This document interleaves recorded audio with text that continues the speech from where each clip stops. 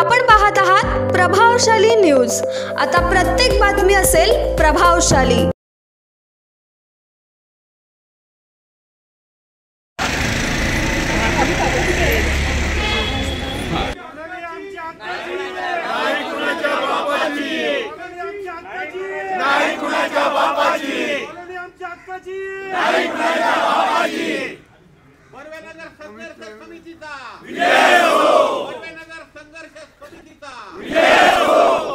हा संघर्ष कोणाचा?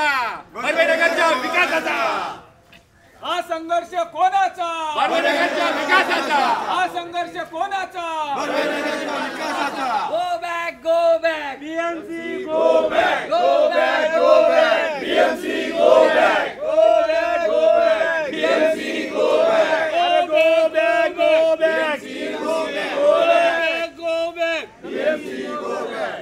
बॅक नहीं चलेगी नहीं चलेगी, दादागिरी नहीं चलेगी। नगर कमेटी हाय हाय, नगर कमेटी हाय हाय। निर्माण संस्था बोलला बर्वेनगर निर्माण संस्था। निर्माण बर्वेनगर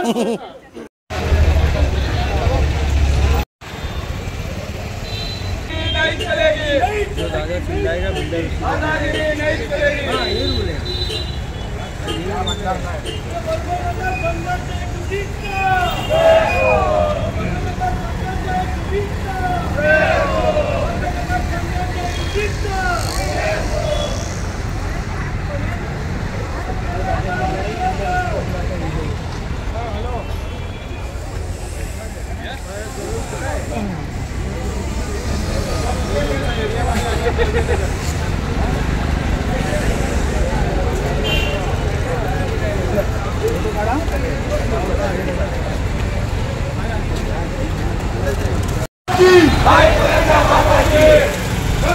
विकास समितीचा बर्वेनगर विकास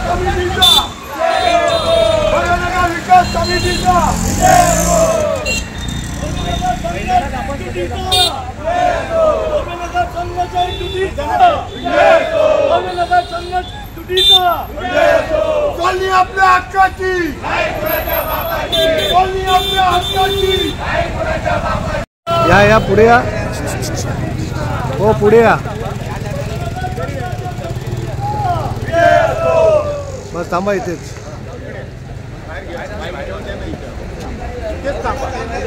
नाही पुढे त्यांच्याकडे गेलो तर ते आम्हाला बसवतात एक दीड तास आणि काहीतरी मीटिंग चालू असते आणि त्याच्यानंतर 4-5 लोकांना घेतात आणि आमचा नंबर आला की ते निघून जातात। माझं काहीतरी काम आहे, तुम्ही उद्या या, असं नेहमी होते।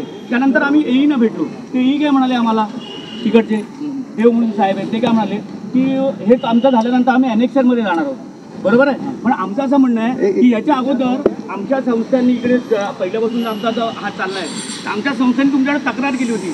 हा इथे विकासाचं ऑफिस सुरू आहे, त्यांनी म्हणजे कॉलनीमध्ये त्यांनी विकासाचं ऑफिस सुरू केलेलं आहे। दुसरी गोष्ट यांनी कन्सेंट दिलेली आहे, ही मी 100 आणि 500च्या कन्सेंटबद्दल बोलत नाही आहे। यांनी 2-2 अडीच लाख रुपये घेऊन ह्या जागा आहेत, ह्या महानगरपालिकेचा भूखंड दुसऱ्यांना विकलेला आहे याला विकासकाला, त्याला कुठेही परवानगी नाही आहे, हे धोरण कुठेही ठरलेलं नाही आहे महानगरपालिकेमध्ये। मग असं ऐकून आणि तुम्ही त्यांच्यासाठी हा सर्वे करताय, हे चुकीचं आहे। कारण मला सांगा, विकासक अगोदर येतो की तुमचा सर्वे अगोदर होतो, हे मला सांगा। आता हा तुमचा बरोबर आहे, तुमचा सर्वे अगोदर नंतर विकासक आहे, मग तुम्ही तर अगोदरच विकासकाला लेटर मार्क केलं, ते कसं काय? पहिला गोष्ट ऐकून घ्या, तुम्ही जर बोलत असाल हेड ऑफिसवरून आलं, वरच्या साहेबाकडनं, ते उत्तर आम्हाला अपेक्षित नाही। वारंवार जर तेच उत्तर आहे, आम्ही इथे आलोय ते टेनन्सी व्हेरिफिकेशनसाठी, हे आमचं ऑफिशियल काम आहे, विकासकांचं काम आहे। ते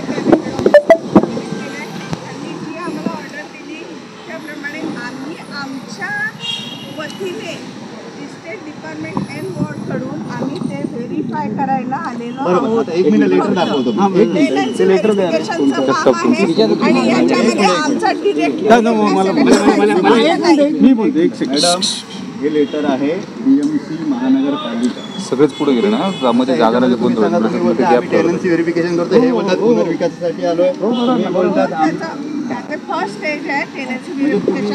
आम्ही काय करणार आहोत, फक्त त्या घरामध्ये ती व्यक्ती राहते की नाही ते तपासणार आहोत। ते घर फक्त पुढे गेले मागे आले ते बघणार आहोत, त्याचं आलं लक्षात. एक मिनिट. आर्किटेक्चरल स्टेटस कसं आहे ते बघणार आहोत. बाकी आमचा कसा तुम्हाला काही त्रास देऊन किंवा तुमच्याकडून काहीतरी घेऊन आम्हाला मला सांगा, ही गोष्ट तुम्ही याच्या आधी का नाही केली मॅडम? हीच गोष्ट तुम्ही जर पुनर्विकासासाठी नाही तर हीच गोष्ट तुम्ही याच्या आधी का नाही केली? आता आले म्हणजे पुनर्विकासासाठी लेटर दिलंय ना मॅडम. तुम्ही बोलताय नाही, ते बोलतायत हा. विचारांमध्ये संबंधच नाही. मान्य केली असती. ठीक आहे साहेब, तुम्ही हा बोलले, हे नाही बोलताय. पुनर्विकासासाठी आलेलं आहे म्हणून तर दिलेलं नाही. तुम्हाला पहिल्यांदाच सांगितलं बरोबर आहे. विकास ज्या प्रकारे चाललाय ना तो आम्हाला मान्य नाही. कन्सर्टच्या टायमाला करू शकतो ना. आम्हाला त्याला कन्सर्ट द्यायचे नाही. संपलं. तुम्ही सर्वेला येऊ नका, त्यांना लेटर देऊन टाका ना. तुमच्या ट्रान्सफरच्या किती केसेस पेंडिंग आहेत आता? टोटल 250-300 केसेस पेंडिंग आहेत टोटल. मग या तुम्ही 3-4 एक मिनिट, तुम्ही 3-4 वर्ष मग सर्वेला या. बाहेर काढणार तुम्ही. तुम्ही पहिलं ट्रान्सफरच्या 8-8 वर्ष पडले, 10 वर्ष.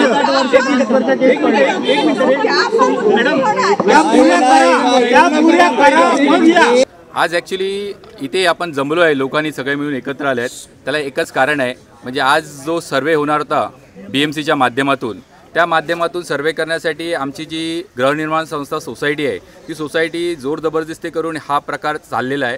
कारण आजपर्यंत जर तुम्ही बघाल तर BMCच्या SOP प्रमाणे 500 रुपयाच्या स्टॅम्प पेपरवरती 51% कन्सेंट झाले पाहिजेत, पण त्याची कुठे पूर्तता झालेली नसतानासुद्धा ज्या प्रकारे हा सर्वे रेटून नेण्याचा प्रकार चालला आहे तो कुठेतरी थांबला पाहिजे. त्यासाठी आपण हा एकत्र आलो. हा मुद्दा सर्वात महत्त्वाचा आहे.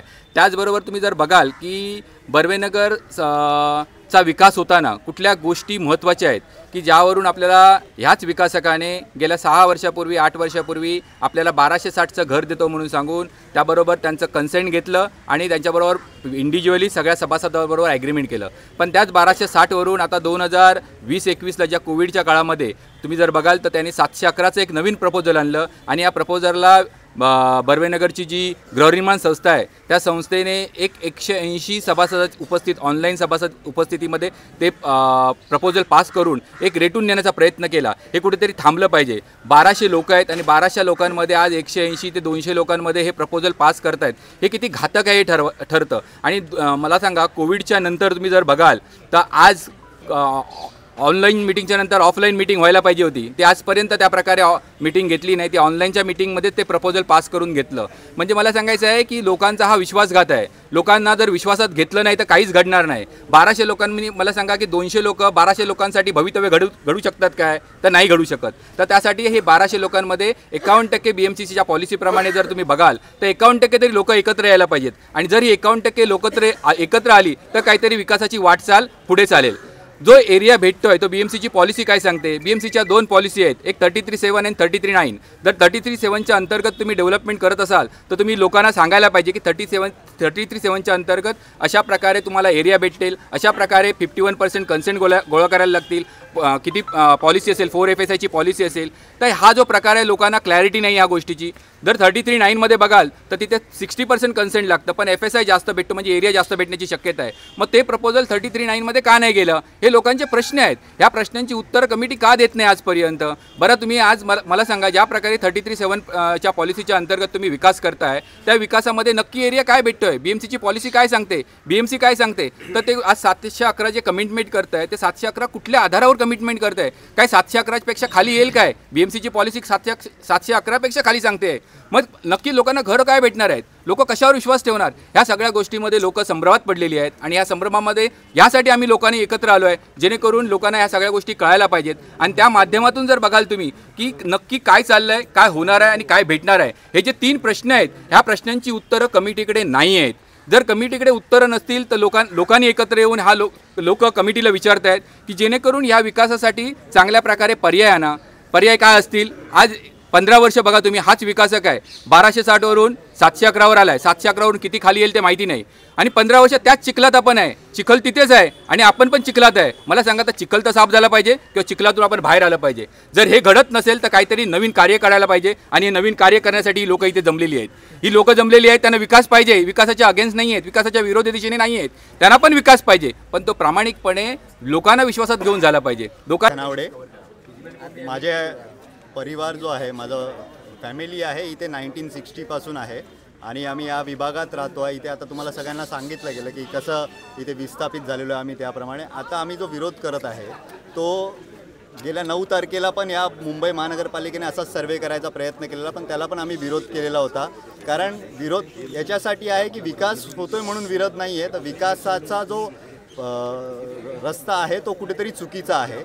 एक पारदर्शकता पाहिजे की ज्या प्रकारे आत्ता आपल्याला सिल्विया ताईंनी सांगितलं की 100 रुपयाचे स्टॅम्प पेपर जे त्यांच्या आईनी केलेले साईन होते आणि त्या मृत्युमुखी पडलेले आहेत आणि ट्रान्सफरचे पेपर सबमिट असताना तुम्ही तेही ॲक्सेप्ट करताय. जर मृत्युमुखी पडलेल्या लोकांचे कन्सर्न जर BMC ॲक्सेप्ट करते, BMC अधिकारी ॲक्सेप्ट करते, तर कुठे ना कुठे याचं बिल्डरशी कुठेतरी कनेक्शन आहे. बिल्डरचं त्यांच्यावरती कुठेतरी वरदहस्त आहे किंवा मोठ्या राजकारणांचा वरदहस्त आहे आणि इथे लोकांचा विचार केला जात नाही आहे. महानगरपालिकेचे अजून एक आपल्याला दाखवतो की जी या संस्थेने एक पत्रक काढलेलं की हा सर्वे 9 तारखेला होणार आहे. या पत्रकाच्या शेवटी जर आपण बघाल, हे संस्थेच्या लेटरहॅडवर पत्रकाच्या शेवटी सहाय्यक आयुक्त N विभाग या अधिकाऱ्याची स्वाक्षरी आणि स्टॅम्प आहे. तर आपण एका संस्थेला, गृहनिर्माण संस्थेला एक अधिकारी असं कसं काय त्या पत्रकावर सरकारी अधिकारी साईन देऊ शकतो आणि याची विचारणा केल्या असताना ते बोलतात आम्ही नोटीस देऊ. हेच जर दुसऱ्या कोणी केलं असतं त्यांनी त्याच्याबद्दल फॉर्जरी केस रजिस्टर केली असते. म्हणजे कुठेतरी अधिकारीही कुठेतरी हतबल झालेले आम्हाला कळत आहेत या संस्थेच्या हाताखाली आणि विकासकाच्या हाताखाली. तर ह्याला शेवटी लोकांनी हा एक विचार केला आणि हा एक जनआंदोलन एक तयार झालेलं आहे की जर आम्हाला विकास करायचा तर तुम्हाला आम्हाला गॅरंटीमध्ये द्यायला लागेल की कशा प्रकारे विकास होईल, किती कॉर्पस फंड असेल, कुठे आम्हाला वसवलं जाईल आणि कुठल्या ॲम्युनिटीज आम्हाला दिल्या जातील. याचा पूर्ण जोपर्यंत लोकांपर्यंत याची माहिती भेटत नाही तोपर्यंत हा विकास होऊन देणार नाही. हाँ, टोटल ये इलाके में कितने घर हैं आप लोग के संस्था में? 1260 सभी लोगों का क्या कहना है? कब से ये पहली बार प्रोसेस आया था और अब क्या कह रहे हैं? टोटल यहाँ पे जो लोग रह रहे हैं वो 1260 लोग रह रहे हैं, 1260 घर है. और ये जो है वो 1990 से ये प्रकल्प चालू हुआ है. जो लोग इसके लिए विकास के लिए आगे बढ़े हैं, लेकिन 15 साल से एक ही बिल्डर जो है वो यहाँ आके बैठा है और उसने कहीं ना कहीं कुछ कमेटी वालों को अपने साथ मिला के इसका फ़ायदा लेने का कोशिश कर रहा है. आपने देखा होगा, अभी सबने कहा कि जैसे SRA के बहुत सारे प्रोजेक्ट इस मुंबई शहर में नहीं हो रहे हैं, पूरे नहीं हो रहे. तो हमको कहीं ना कहीं ये भी देखना है कि आगे चल के इस तरह का हादसा हमारे साथ ना हो. और इसलिए हम लोग BMC के अधिकारी को ये रिक्वेस्ट कर रहे हैं कि आप इस तरह विकासक के साथ मिल के मत आइए. आप हमारे ओनर है, हम आपके टेनेंट है, आप हमसे बात करिए, हमको बुलाइए, हमारी पूरी डिटेल आपके पास है, हमारा पूरा फैमिली स्ट्रक्चर आपके पास है कि कौन कौन लोग इनके घर में रहते हैं. तो आप हमसे बात करिए, हमको बुलाइए, आपको जो ज़रूरत है, आपको जो प्रपोजल लगता है सही है वो आप हमारे सामने रखिए, हम उसको एक्सेप्ट करेंगे. पुढची भूमिका काय राहणार आहे आपली? पत्र लिखने वाले आप सरकार को या प्रशासन? हमने अभी सब प्रशासकीय अधिकारी को सबको हमने पत्र लिखा है. हमारे लोग जाके मिलने की कोशिश कर रहे हैं, बात करने की कोशिश कर रहे हैं, उनको समझाने की कोशिश कर रहे हैं. लेकिन महानगर पालिका के जो अधिकारी है वो कुर्सी पे बैठ के बहुत चुस्त हो गए हैं. उनको लग रहा है कि अभी नगर सेवक नहीं है, प्रशासन पे कोई शासन का दबाव नहीं है, तो वो पूरी तरह अपने मज़े में चल रहे हैं और वो किसी की बात नहीं सुन रहे हैं. लेकिन हम हाल ही में हम मुख्यमंत्री फडणवीस जी का हमने टाइम मांगा है और आने वाले समय में जब नागपुर अधिवेशन खत्म होकर जब मुंबई आएंगे तो हम उनको मिल के ये सब बात रखेंगे. विकास बर्वेनगर सांगा पहिले. हां, मी सिल्विया फर्नांडिस आणि माझं म्हणजे बाकी टॉपिक्स सगळ्यांनी कव्हर केले. मी मेन 2015मध्ये माझं ट्रान्सफरचं पेपर टाकलेलं आहे. माझ्या मम्मीच्या नावावर खोली आहे, मी त्यांची मुलगी आहे. बाकी BMC कडून लेटर आलेलं मला की माझ्या वडिलांचं आणि बहिणींचं NOC पाहिजे, म्हणजे त्यांच्याकडे डिटेल सगळेच आहेत. ठीक आहे, आज 9 वर्ष झाले पेपर हे घर ट्रान्सफर झालं नाही ती वेगळी गोष्ट आहे, पण डिटेल त्यांच्याकडे सगळे आहेत. पेपर हे घर ट्रान्सफर करायचं टाईम त्यांच्याकडे नाही आहे, पण इथे येऊन सर्वे करायचा टाईम आहे, ते एक आहे. त्याशिवाय हे जे पेपर आहेत, मम्मीचं हे डेथ सर्टिफिकेट आहे, 2018मध्ये त्यांचं डेथ झालेलं आहे आणि हे कमिटीने 2022मध्ये मम्मीनी जे 1260वर साईन केलेलं ते पेपर, त्याच्यावर हे जे आधार कार्ड आहे मम्मीचं त्याच्यावर अध्यक्ष आणि सेक्रेटरीनी साईन करून हे पेपर जोडलेले आहेत 51% दाखवायला. आणि BMCनी हे 100 रुपयाचं which is not acceptable paper, हे पेपर एक्सेप्ट करून ते सर्वे चालू करतायत. तर आज म्हणजे कमिटी तर आमची विकली गेलीच आहे, पण BMCचं काय चाललंय काय? ह्याचे म्हणजे आम्हाला ऑफकोर्स निषेध करतोय आणि म्हणून आज आम्ही इथे सगळे आहे की आम्हाला जे काही क्षेत्रफळ मिळतंय त्याचा आम्ही आमच्या सर्व विकास समितीतर्फे अभ्यास केला. तो अभ्यास करता आम्हाला असं आढळून आलेलं आहे की संपूर्ण जो आमचा विकासक आहे त्या विकासाने तो संपूर्ण तोट्यामध्ये तो फिजिबिलिटी रिपोर्ट दाखवलेला आहे.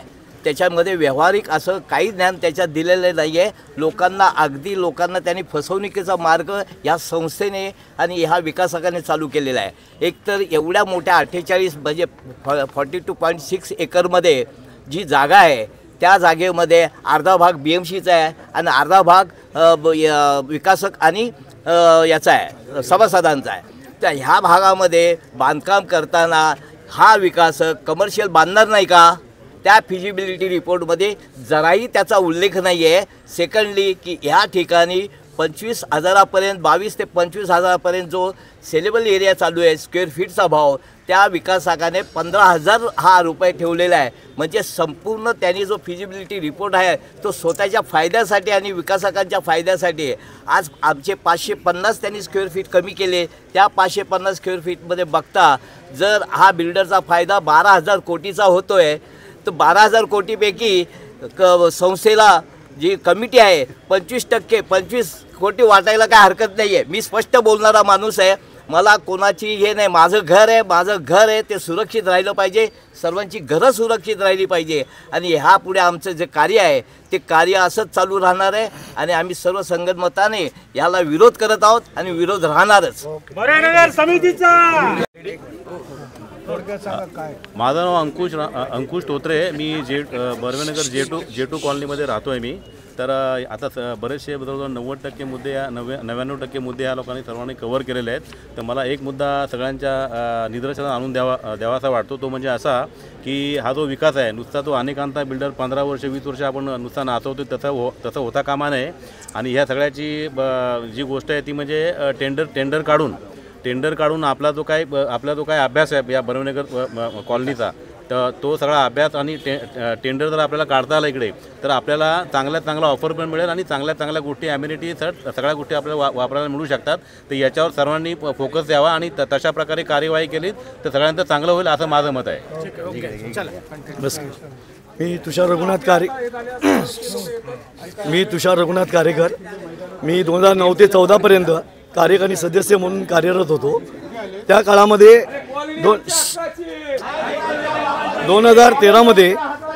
2013मध्ये एक आर्बिट्रेशन अवॉर्ड आला होता, पास केला होता की या विकासकाने 1260 स्क्वेअर फूट आणि 12.5 लाख पर टेनंट हे देण्याचं त्यांनी माननीय कोर्टासमोर मान्य केलेलं आहे. त्यावेळी विरोध केला होता की हे कसे देणार हे आम्हाला ऑन पेपर दाखवा. परंतु हेच अध्यक्ष कमिटीचे त्यावेळीचे दत्तात्रय बोराडे हा प्रोजेक्ट रेटवण्याचा आणि या विकासकाला वाचवण्याचा त्यांनी खूप प्रयत्न केला. महानगरपालिकेने विकासक नेमण्याची कोणतीही तरतूद नसताना सुद्धा ह्या जबरदस्तीने राबवण्याचा प्रयत्न केलेला आहे. तसं पत्र आहे आपल्याकडे. त्याचप्रमाणे आता जे F11-8 हे जे ते कार्यरत ऑफिस आहे विकासकाचं ते तोडण्याची ऑर्डर ही आपल्याकडे आहे, महानगरपालिकेनेच दिलेली आहे. त्याचं सर्वेक्षण त्यांनी केलेलं आहे 2017मध्ये. परंतु कारवाई करत नाहीत का? तो विकासक आहे म्हणून. पण आम्हाला एकच विनंती आहे की आमची घरं जी आहेत ते आम्ही सांभाळलेली आहेत 1960 पासून. तर आमच्या विकासकाला कोणताही विरोध नाही आहे. परंतु चुकीच्या पद्धतीने आणि आमच्यावरती जोर जबरदस्तीने केला तर आम्ही कदापि सहन करणार नाही. धन्यवाद. चालू सुरू झालेला 1989 सालापासून कमिटीमध्ये एकूण सभासदांपैकी म्हणजे एकूण जे 1156 लोक आहेत त्या 1156 पैकी 30 ते 31 लोक महानगरपालिकेचे कर्मचारी आहेत. याच्या व्यतिरिक्त उरलेले सगळे लोक जे आहेत ते PAP मधले बरेचसे लोक 80% लोक जे आहेत ते PAP मधली ही वसाहत आहे. आणि दुसरी महत्त्वाची गोष्ट अशी की कमिटीचे सगळेच्या सगळे सभासद नाही आहेत. बरेचसे लोक वृद्धापळा काळामुळे वरती गेलेले आहेत किंवा काही जण खोल्या सोडून गेलेले आहेत, दुसऱ्यांना कोणाला हँडओव्हर करून गेलेले आहेत. हे सगळेच्या सगळे 100% सभासद नाही आहेत. त्याचा फायदा घेत बिल्डरच्या संगनमतीने आत्ताची एक्झिस्टिंग कमिटी जी आहे ही कमिटी हा विकासाचा घाट घालत आहे. आणि विकासाला विरोध नाही आहे कोणाचाच, परंतु या पद्धतीने जास्तीत जास्त लोक अपात्र होतील आणि बिल्डरचा कसा फायदा होईल हे फ्रॉड्युलंट पद्धतीने हे सगळी प्रोसेस चाललेली आहे. 33/7 अंतर्गत हे प्रपोजल दिलं आहे. प्रत्यक्षात 33/9 अंतर्गत उपनगरातील चाळींचा विकास करण्याचे महापालिकेचे धोरण असताना हा 33/7 अंतर्गत त्यांनी विकास कसा काय दिला हा एक मोठा संशोधनाचा विषय आहे. आणि या संदर्भात महानगरपालिकेने डेव्हलपर नेमायला पहिल्यांदा परवानगी दिली आहे का, आणि त्यांनी जर दिली असेल तर तसं ऑफिशियल लेटर त्यांनी इश्यू करावं. त्या पद्धतीचं कोणतेही लेटर इश्यू न करता परस्पर त्याचं व्हेरिफिकेशन आणि इंडेक्स 2 करण्याचा जो प्रयत्न चालला आहे हा पूर्णतः चुकीचा आहे. आणि याचा निषेध म्हणून आम्ही पहिल्यापासून हे आंदोलनं करतो आहे. आणि आत्ताची कमिटी हे फार फ्रॉड्युलंट पद्धतीने चालवते. त्यांना वेळोवेळी सांगितलं गेलं आहे की सहयोगी सभासद आणि इतर सगळ्या गोष्टी या तुम्ही सगळ्यांना सामावून घ्या आणि त्याच्यानंतर हा विकासाचा प्रयत्न करा.